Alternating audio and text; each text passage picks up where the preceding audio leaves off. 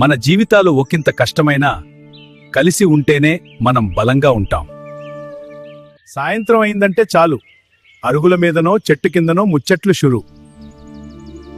పెద్దోళ్ల అనుభవాలు, చిన్నోళ్ల సందేహాలు అన్నీ ఇక్కడే పరిష్కారం. బాబాయ్, నిన్న సాయంత్రం ఎవరో ఆత్మ పరమాత్మ అని మాట్లాడుకుంటుండ్రి.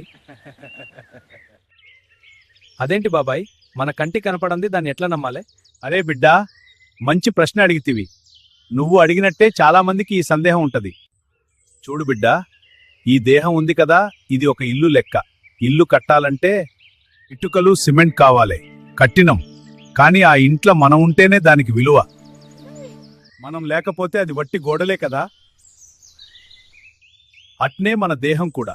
పుట్టినం, పెరిగినం, తింటున్నాం, నడుస్తున్నాం. ఇదంతా ఎవరి వల్ల? మన లోపల ఒక శక్తి ఉంది, అదే ఆత్మ. అది లేకపోతే ఈ దేహం పుట్టి మాంసం ముద్దే. కంటికి కనపడదు అన్నావు కదా, గాలి కనపడుతుందా బిడ్డా? లేదు. కానీ గాలి లేకపోతే మనం బతకగలుగుతామా? అట్నే ఆత్మ కూడా. అది లేకపోతే మనకు జీవం ఉండదు. ప్రతి ప్రాణిలోనూ అదే ఉంటది.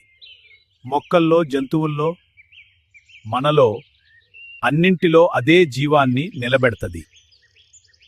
అందుకే బిడ్డా, ఆత్మ అనేది మనసులో, మన శ్వాసలో, మన ప్రతి పనిలో ఉంటది. అది లేనిదే ఏదీ లేదు. అర్థమైందా? అవును బాబాయ్, ఇప్పుడిప్పుడే అర్థమవుతుంది. మీ మాటలు వింటే సందేహాలన్నీ తీరిపోయినట్టు అనిపిస్తుంది. ధన్యవాదాలు బాబాయ్. ఆత్మస్వరూపం అనేది కేవలం ఒక తత్వశాస్త్రం కాదు. అది మనలో ఉన్న జీవశక్తి, పెద్దల అనుభవం, జ్ఞానం. పల్లె వాతావరణంలో ఇలాంటి ఎన్నో సందేహాలకు సమాధానాలు దొరుకుతాయి.